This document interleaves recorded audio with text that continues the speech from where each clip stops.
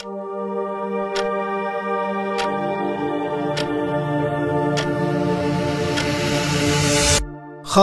Babel Hevai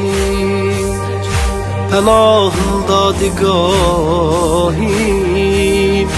Mən hər vaxt ki bir aram istəsəm bu xəstə qəlbə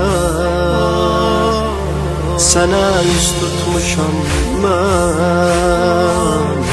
Nəzər etmey kəsəm mən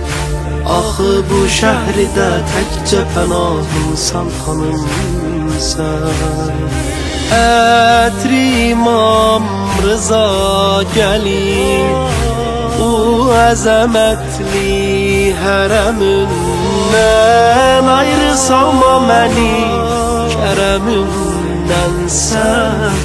Axı kərəmlisən, kərəmlisən